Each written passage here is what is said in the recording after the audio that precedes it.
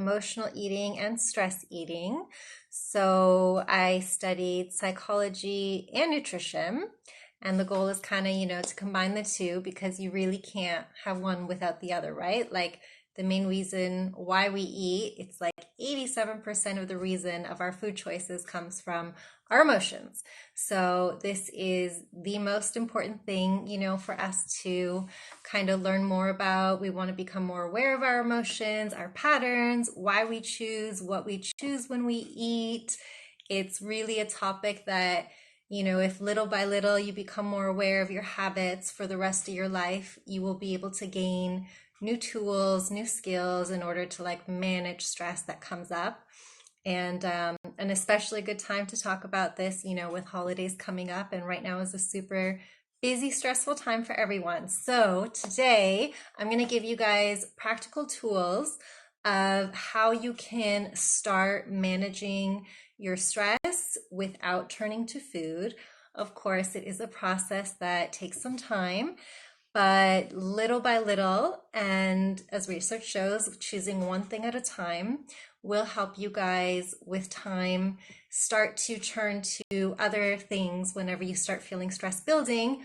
Or even long-term goal is also start to have more habits and tools that you can use to prevent stress from kind of taking over and getting to that point, right, where it's already kind of feeling like too late and everything's really built up. So we're going to cover 9 points today of ways to start being able to manage stress eating, and also kind of go a little bit deeper into learning about why we're stress eating and learning all the different kinds of tools and ways that we can kind of, be more aware of when we're doing it as well.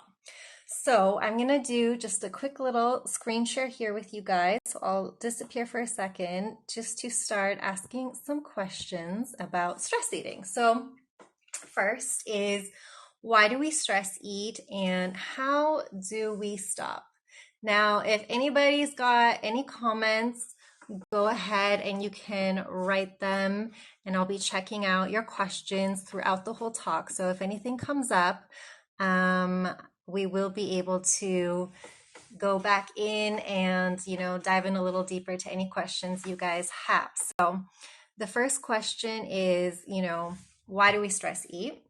And there's lots of reasons. So we'll go over the first kind of two primary ones that everything falls under. And one is, it's just biology, right? We're human. We are wired to want sugar, fat, and salt. And we are wired to want it even more when we're under stress because our bodies want to have energy to manage whatever it is that, this threat is that we feel. So it makes perfect sense that when you get stressed, and especially with chronic stress, that, you want food. Of course, if it's like acute, then it's the opposite effect. And a lot of people kind of don't want to eat anything at all. But chronic stress, usually it's just natural and biological. We want energy. We want to be able to manage it better. And then the second reason is it's really learned. So I think you guys can kind of, recall seeing some movies, it's a learned coping mechanism. So, like for example, Bridget Jones, she's got a tub of Ben& Jerry's in her hand, and this is not the only example of a movie where you see someone turning to food when they're upset. It's always chocolate or ice cream. It's usually something, again, high sugar, high fat, or high salt, something that gives us a lot of energy. And it's just something that we see in movies all the time. So, again, there's no guilt or shame in overeating. We all do it. It's biological and it's learned. And it really takes time to kind of move away from using food as a stress response. So that's first getting it out there. There's just, a natural human process that we can't avoid it. So now I want to get into, after a little bit of introduction, what exactly we can start doing to help decrease stress eating. So let's get into that. I'm going to open here my screen share again with you guys, and we're going to go to the next point. So first, of course, why don't diets last? So this is really important talking about dieting and talking about stress eating. The two go completely hand in hand. If anybody has any idea or experience with that, you can go ahead and leave a little comment, or if you have any questions about that. So first, I'm going to get a little bit into that. Why don't diets work, and how is that related to stress eating? Because this relates, into all the other points that we're going to get into. So diets, one of the main reasons why they don't last and you end up gaining more weight after is because, we tend to go really overly restrictive when it comes to dieting. So usually what that means is, think of like the new year coming, people get really excited to change their behaviors, change their habits, and we go like from 0 to 100. So all of a sudden working out 4 days a week and eating really restrictively and really differently from how we ate before. And one of the main problems is we don't really always eat super well during the day either. Maybe it's just light salads and, kind of maybe more bland, or just vegetables, or not enough protein, or just not enough fun with liking the food we eat. So this brings me to point number one of what we can do to manage stress eating is eating well throughout the day. So this is why if you're going to be doing any sort of kind of diet, it has to be one where you're still getting all the food and nutrition that you really need in a day. And even if you stress eating the day before, it's still really, really important to continue eating well even the next day. And I don't mean eating well as in eating according to your diet.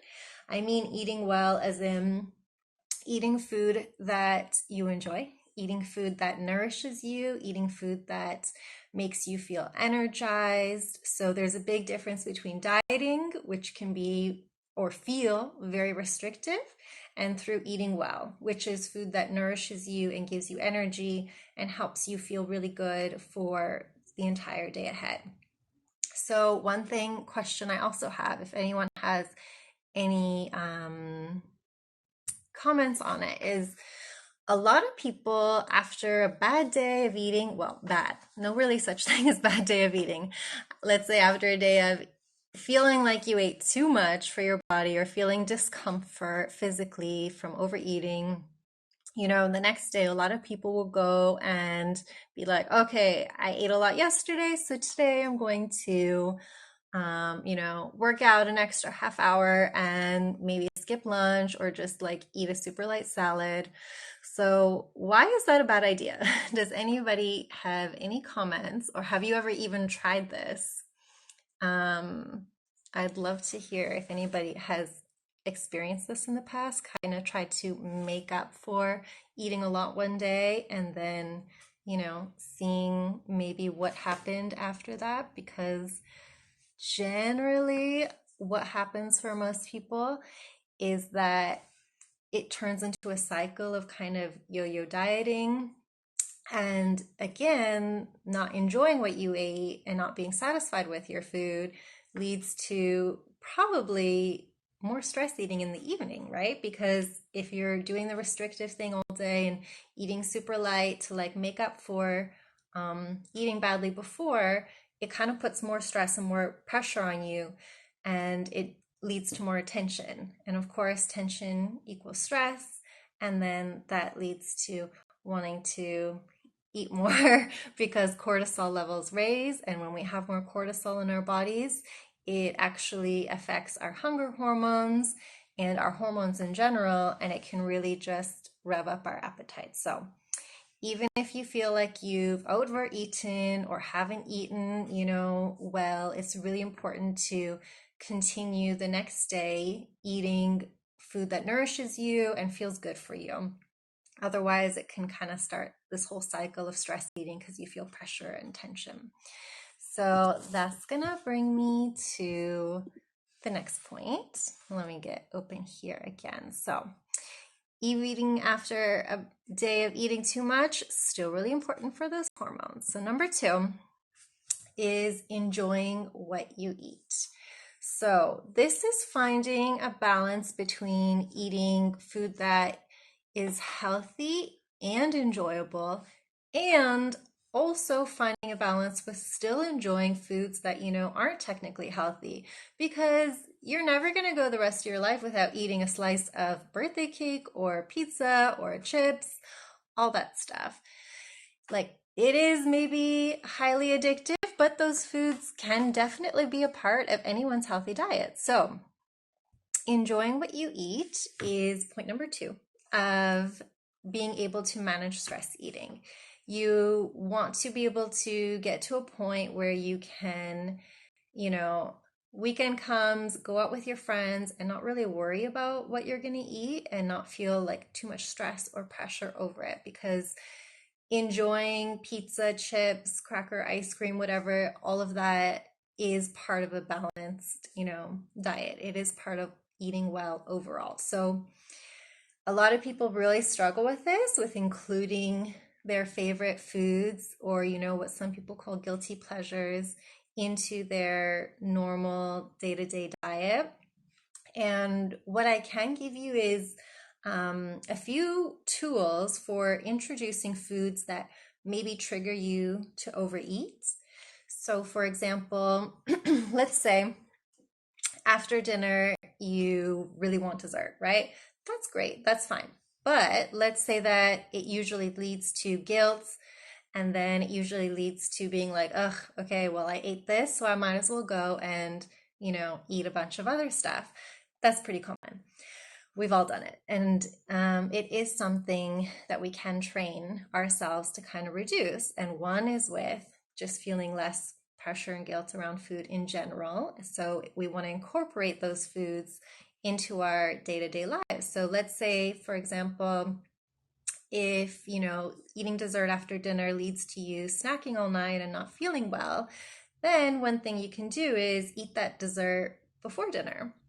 So one tool is introducing like your trigger foods or stress foods into different times of the day. So maybe instead you could have, your dessert with breakfast, or you can have it, before lunch, or you can have pizza on like Tuesday for lunch rather than Saturday night, when it might trigger, some emotions and cause you to overeat.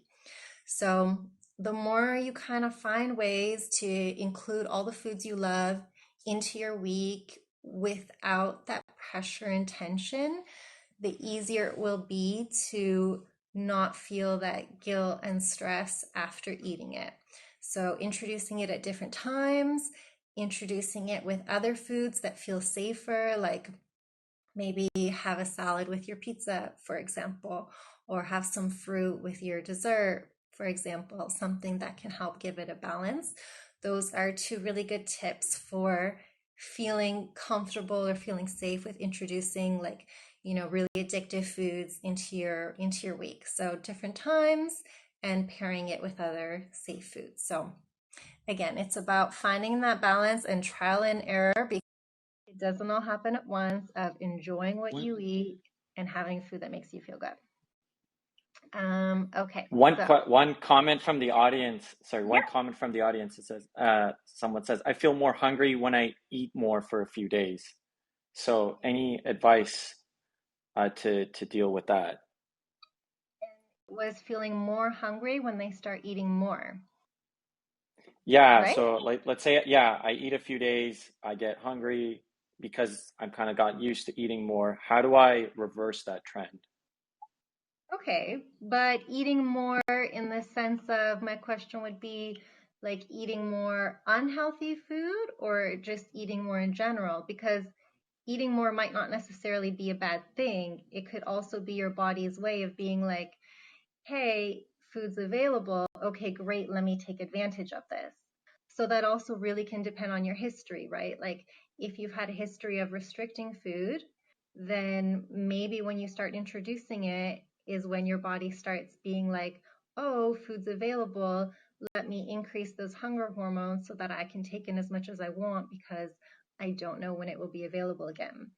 So that is one possibility. If you have a history of restricting, when you do start eating, it is normal really for people to start getting hungrier because it's kind of like the body is, going through new hormones and it's feeling like this is my time to consume and absorb and maybe, kind of store energy as well. So if that's the history, if that's the case, one thing you can do is just kind of basically ride it out and not go back to restricting because it's feeling like, okay, it's too much. Instead, I would suggest allowing yourself to eat more, letting it be okay that you're eating more, and just sort of observing, what happened the few days beforehand to lead to this. Was I being overly restrictive? And as well, thinking about um, which foods are there certain foods causing me to eat more, or is it more so just that I'm feeling released and allowed to eat, so I'm eating everything possible, right? So I would say it's observing previous behavior from the past few days. Was it overly restrictive? And I would say allow yourself to eat more, let it continue, and naturally your body will start to find a balance when it starts feeling more safe and more comfortable that food is always available. So I think that's a very common thing that can happen to a lot of people if like you've been dieting too much or just have a past history of dieting or don't feel very secure around food.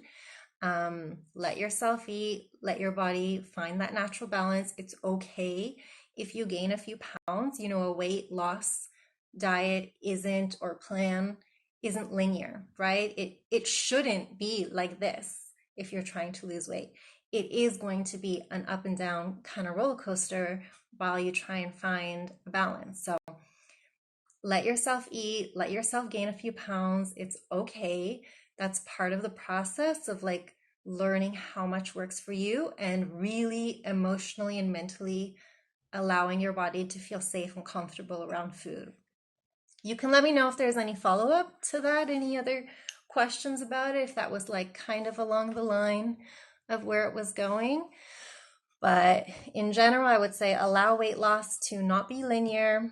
Let yourself eat more, let yourself gain a few pounds. It's okay. It's about trial and error and finding, how you can kind of manage it long term without going through periods of overly restricting. Or, like, one of the most common things I hear is I can eat really well for 1 or 2 weeks and then I kind of go crazy and I just eat everything in sight. If that's the case and if that's happening, that's a sign that you're being overly restrictive and you're not including enough of your favorite foods. And it's really just a moment to allow yourself to eat and kind of find that balance and keep trial and error of like, how much of my favorite foods can I include? And, how can I keep experimenting with like healthy recipes that give me energy and feel good? Because that's a big part of it too. Um, Finding food that makes you feel good and feel energized and doesn't and tastes good. So I think that's like a big fear when it comes to like starting a weight loss journey of feeling like restricted. I won't be able to enjoy my favorite foods and maybe I won't even like what I'm eating. So that's why point number two is so important. We have to do trial and error with enjoying what we eat, letting ourselves eat more when that moment comes, and slowly kind of evening out and not forcing a really linear weight loss process. So hopefully that helps. So I'll continue on as that slides right into number 3. So let me get back there. Okay. Finding satisfaction in other areas. Okay, so one of the main reasons why we stress eat is because we're stressed, of course, and food is a fantastic way to reduce stress. On a side note, food literally does, calm the nervous system. So, again, of course, it is biological to want to have food when stressed. So I would love to know what you guys think, like maybe what are some practical ways that you have in the past introduced, things that help you reduce stress or things that you think you can start doing to reduce stress overall so that you can start like turning to food a bit less. I'm gonna come back here. So this is just one more important part to reducing stress eating, which is reducing stress overall. And of course, it's not that simple to just say, let's reduce stress overall. Of course not. Work-life balance is insane, and our daily life is not stress-free. So, some little tips that a lot of people find helpful with trying to reduce stress every day is choosing one super small habit, something that usually takes less than a few minutes a day, and doing it earlier in the day and at the moment when you usually start stress eating, which for a lot of people is in the evening, right? Like late night snacking. So, like late night stacking can be managed better with preventative actions. For example, and I know like, we all need these alarms on our phones and stuff of, getting up every 45 minutes. Not only is that good to take a break from the screens and mental health, but physically, sitting all day long is actually shown to kind of lead to more cravings. So we want to try to move around a little bit more throughout the day, every 30 to 45 minutes, even if that's getting up for a glass of water. Or, for example, if you get a phone call, maybe you can always stand up from your desk when you're answering the phone. There are so many little things you can do throughout your day just to help keep your hormones a little more balanced and try and reduce cortisol. So, moving more throughout the day is really helpful. It can be super simple, just getting up every 30, 45 minutes. Taking breaks, of course, from work, also very, very important. And other than that, from these daily little things, I would say choose one thing a week that you can do that will help give you some excitement and reduce stress. So, one of the greatest ways to start is signing up for something new and exciting that you've always wanted to do. It could be a dance class, maybe pottery. It doesn't have to be physical, creative writing, photography. Basically, choosing one thing a week to kind of treat yourself with and help you feel like, hey, I'm doing something for myself to manage stress, can go a long way because, again, it's not just one thing you can do that will reduce stress eating. It's a multitude of things all tied together that will help bring it all together. So I would say start with one little daily habit you can focus on, like getting up every 45 minutes, and then one weekly habit, like signing up for a fun class or something you've always wanted to do. So that all goes back to point number 3, which was finding satisfaction, reducing stress in other areas. Now, number 4, very, very important when it comes to stress eating and really the diet journey in general, is releasing a lot of pressure. So, along with being too restrictive, releasing pressure to look a certain way, to eat a certain amount, or to do everything perfectly, basically having pressure, putting pressure on yourself for any of these things is going to increase stress and tension, which can further lead to stress eating. So, with releasing the pressure to look a certain way, eat an exact amount, or just do everything perfectly, or trying to have, a linear weight loss plan, these are things that we need to let go of, which can be, of course, challenging, not that simple. But I would love for all of you, anyone who's like struggling with stress eating, to kind of ask yourself, maybe, later today when you have a moment or right now, what is it? What pressure are you putting on yourself that doesn't need to be there? Is it that, you want to lose like, an exact amount of pounds in an exact amount of time?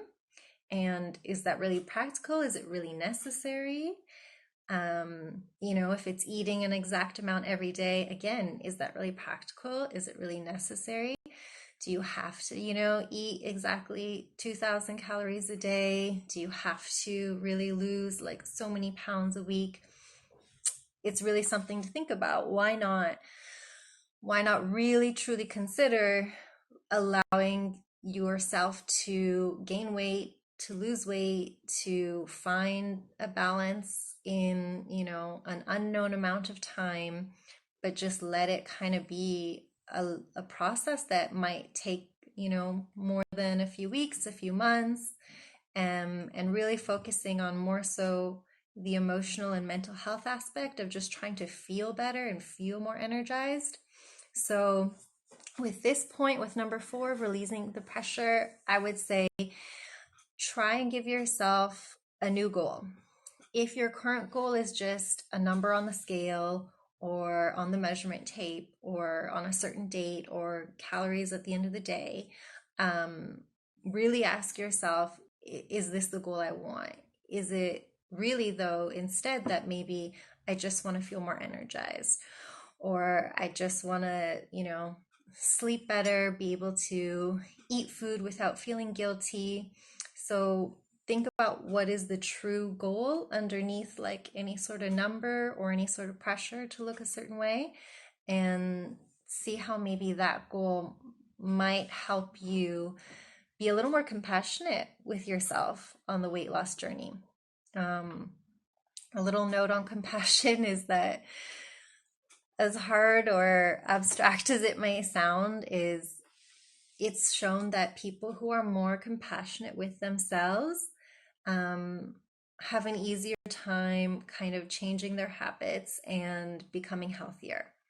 And the reason for that is simply that, everything is a roller coaster. It's not a linear process. You are going to have ups and downs. You are probably going to stress eat again because we all do. It's human. But being compassionate with that process, being compassionate with having bad days or, not having your goals met, but being able to continue on, that's what compassion will give you. A little more of like the ability to kind of keep focusing on what's truly important, which is just what we all want, is to feel better, to feel more energized, and to feel stronger and healthier. So with that, with number 4, I would be saying to really look at what your true goals are. Okay, so next one we're gonna go to is here, number 5. So most people don't always suggest this. If they're like, "Hey, Jen, I'm super stressed. All I want to do is like eat a bag of chips. What should I do?" I'm gonna say maybe you should just go ahead and eat it. So, what do you guys think? Do you think it's better to distract yourself and, try and, do what the internet says, drink a bunch of water, wait 15 minutes, go for a walk? Or do you think it's better to just eat the craving? So, I'd love to know what anybody thinks there, because I think that that topic can go a little bit polarized, with some people thinking that it's not okay to eat your craving, and thinking that, you should always just try and distract yourself. But the thing with that is, the more we restrict, the more pressure that builds, right? So again, it's kind of finding that balance between those moments when, is it just better to go ahead and eat the craving? Because it might be, because maybe you can avoid, all those minutes or hours that build up of stress and tension. And what happens after is guilt, right? So I would say with point number 5 of eat your craving is really allowing yourself to eat your craving sometimes, because that's part of being human. And it's really the allowance that's important, because the stress and guilt that come after is what leads to those cycles, right? So sometimes it is okay to go ahead and eat your craving. And the only reason why it can turn into more and into a binge is because of not allowing yourself to eat what you want to eat and not feeling safe with yourself that how to listen to your physical cues of being hungry or not, and feeling like this food is only allowed at this moment and it will never be allowed again. So that's a big problem with stress eating, with feeling like once I give in, this is it. I have to go crazy and eat it all because I won't have it again. So let me go in. I saw a question. Um, okay. Yeah, we have one question from the audience. If I don't restrict myself, then how am I supposed to lose weight? Doctor has asked me to lose weight, and I eat more than my target calorie if I don't control it. Mhm. So what should we do in this instance? Yeah. So here is how do I not restrict myself and still lose weight? So it is possible, but it comes with learning healthy habits. So, for example, restricting yourself in what way? Because here's the thing, you can feel like restricted in the beginning, especially when you feel like, oh, I'm not allowed to eat, my favorite foods, my favorite desserts, my favorite recipes. But the point is of finding a balance between kind of, I want to say, like a healthy amount of restriction. So this is where I would say it comes down to that kind of like 80-20 rule. So that guideline is basically saying try and eat well 80% of the time. And by well, I mean healthy, nutrient dense foods, and the other 20% of the time, allow yourself to eat all those foods that maybe aren't very nutritious.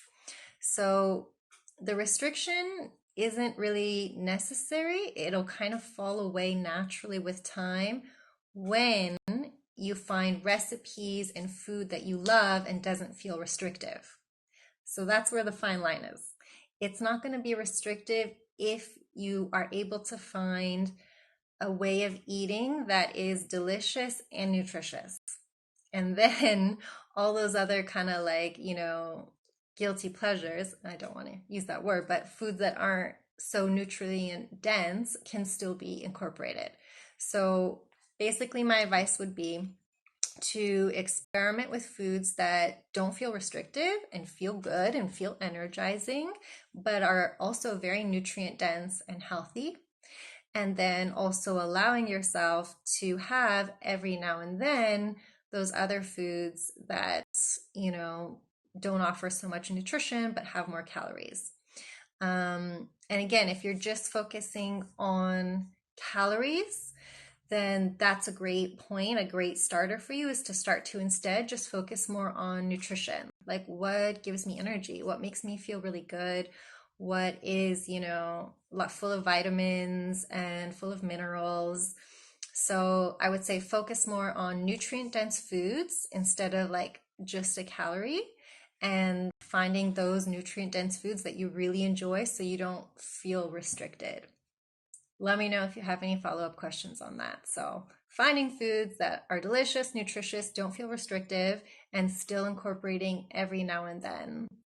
But in the beginning, it is a bit of a process with feeling like, I don't know what to eat, and maybe it's, feeling a little restrictive, but it's kind of a bit of a roller coaster of experimenting there, I would say. So, So one follow-up question to that is, what if I enjoy or someone enjoys eating more of healthy and nutritious food? So, like it's still healthy and nutritious, but I like eating that food just more and more times. Like it's still nutritious, but if I eat too much and I enjoy it, I will gain weight because it's, so many calories that my body just won't be able to turn into energy. yeah. Definitely happen. Like I love cashews and walnuts and nuts, seeds, all that stuff. And it is, very caloric for sure. So I would say when it comes to loving certain foods that are still really caloric, again, that would be like having those foods as a now and then thing rather than a daily thing, or even just having those foods in amounts where maybe you kind of like sprinkle them into your day. So, for example, I'll take like the nuts because it's healthy, but it is, sure, very caloric, but still full of nutrients, minerals, really good for mental health, really great food. So if you're currently, just like taking handfuls of nuts and loving it, but it is very caloric, I would say instead think about how you can use that favorite nutritious food throughout your day so it doesn't feel restrictive, but in smaller amounts. So, like putting those cashews, chopping them and putting them on salads, for example, or like the seeds.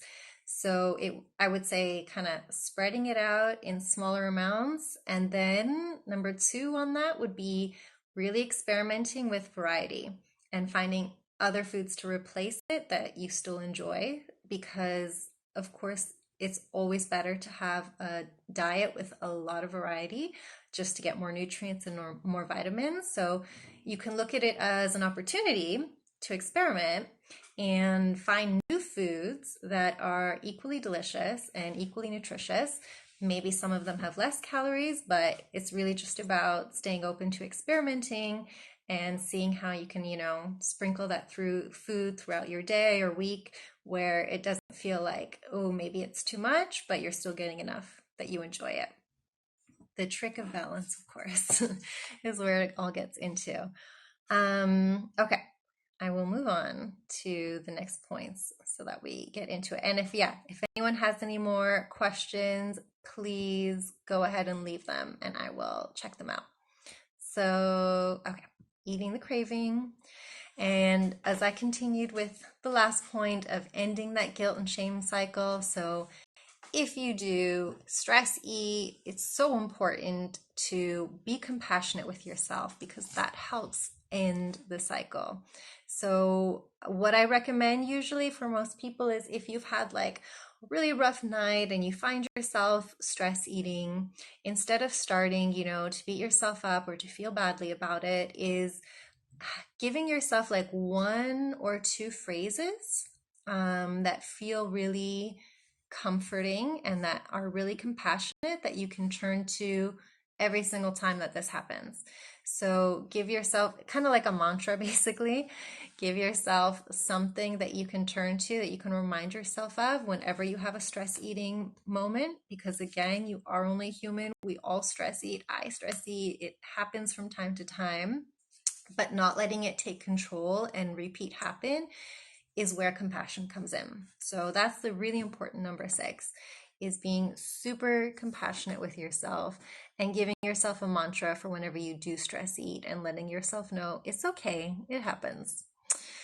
So that's a very important one. And that'll lead us right into very important number 7, mindful eating. Okay, I'll do a quick little brief bit about mindful eating because I think it makes a lot of people kind of like roll their eyes and get super bored and think about, being Buddha, which is so unattainable. And I agree. And mindful eating can be very challenging, like when you start. I will fully admit that I used to watch TV every time I ate a meal and I loved it. And stopping that was very, very uncomfortable at first. So, mindful eating, basically, it's just giving full attention to the moment. It's not necessarily enjoying or not enjoying, it's just paying attention to what you're eating and observing and noticing. Like the reason why this is so important with stress eating is because it makes you aware. A lot of us eat mindlessly, right? When we're stressed, we're just like snacking, grabbing from the bag. We don't even realize it. So, mindful eating is putting away the distractions and really paying attention.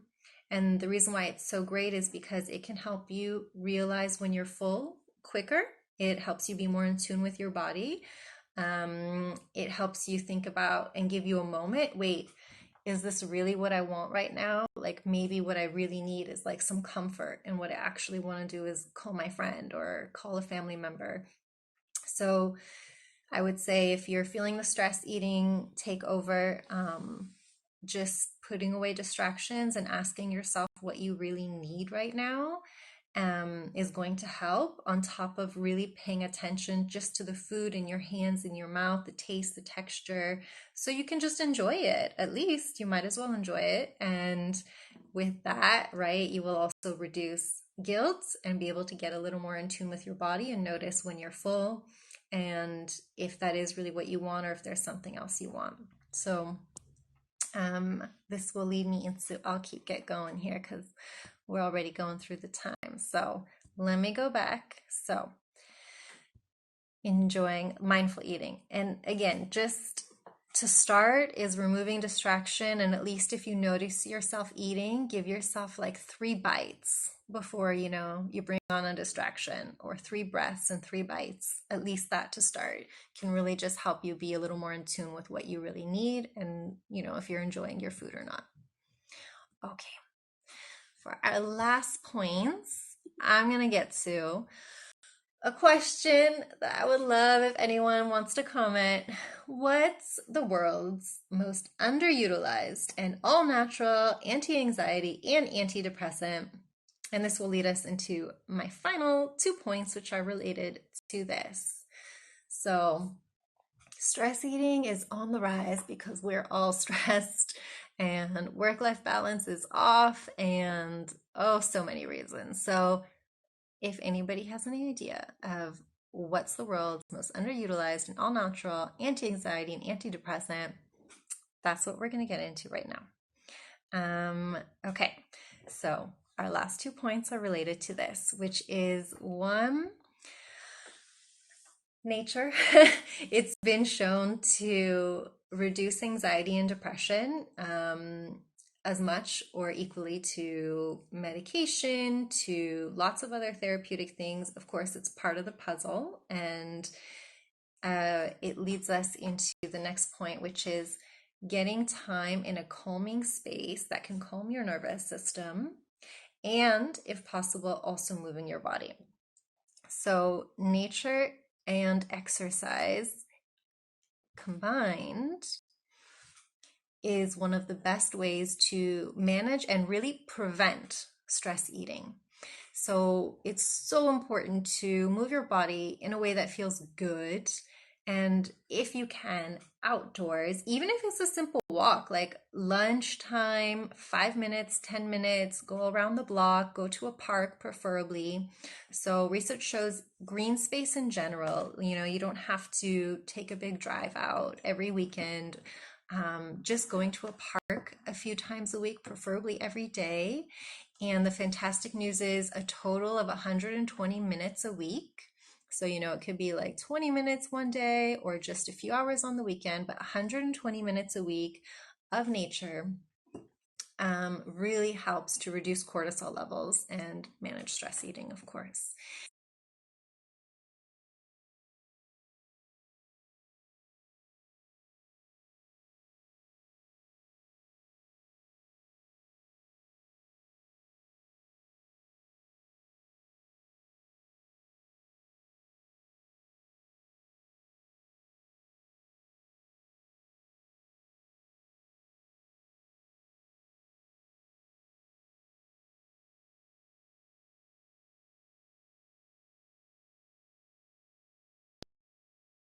For everyone that's on the call, we might be having some technical problems until our Okay, internet. Oh, here you go. I'm back. Yes. Okay. Okay. All right. I'll get back to, well, that was finishing that point about moving your body in a way that feels good, about 150 minutes a week. And again, great news, doesn't have to be every day. It's okay if you don't work out every day. You can get all the benefits doing it a few days a week, once a week, 150 minutes, still gets tons of anti-stress and hormone balancing benefits.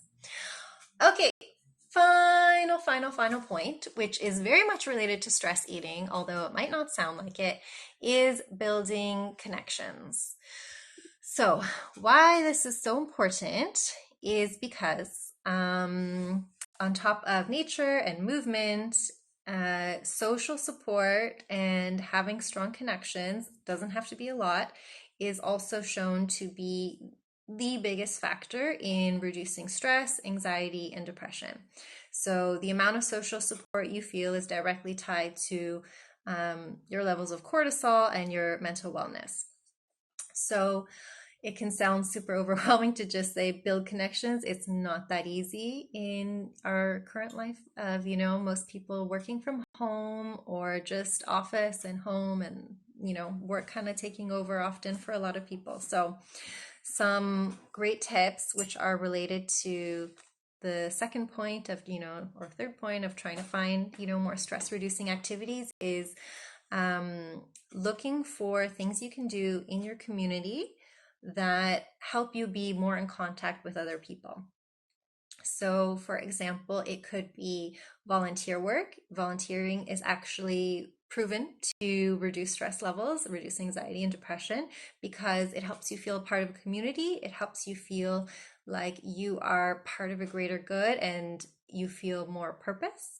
And it gets you meeting people who have similar interests as you. So it could be volunteering for animals at a rescue center. It could be for helping to feed people. There are so many options right now. So that's one thing. Another is signing up for a class where you could be in contact with people, like a book club, a creative writing class, maybe even pottery, something that has you communicating with other people. So although, it doesn't sound like it's directly related to food and eating, this is super important and often really overlooked. The more that you kind of work to building all these other little areas of your life that aren't related to food, the better chance you have of preventing and managing stress eating. So that kind of brings me down to the last point that we had there about building connections, which is leading me to the last, basically the end of it, and asking if anybody has any questions. Is there anything that you feel, sounded helpful or you're confused about, or yeah, any questions at all about stress management? I would love to hear it, Nice. but we're kind of tying up, I guess, to the end. Yeah, one quick question, and I know we're at almost at time. So, Pamela asked, inflation and stress question regarding budget and food banks. There's more shelf-stable pasta and canned non-organic foods than there are fresh fruits and vegetables. Yeah. Um, so I think it's more, I think maybe repurposing the question, or not rephrasing the question. Like if you want nutritious foods, but you want to be mindful of the budget, like how do you do that in a way to not be spending too much? Yeah. The great news is you do not have to eat fresh fruits and vegetables to be healthy. Not at all. It's a total myth.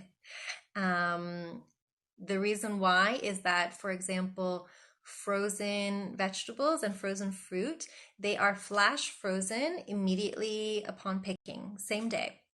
So actually, if you want to, bump up your nutrition, vitamins like iron, and you want to, for example, eat more spinach, so you're getting lots of phytochemicals, you're getting lots of antioxidants, you're getting some iron.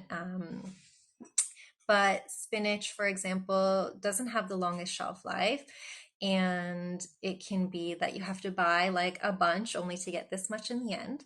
But you can buy a huge package, for example, of frozen spinach for a few dollars or less, and it can have more value nutritiously than fresh spinach. So this is the same for a lot of it. Buying from cans, buying frozen is absolute fantastic way to get your nutrients.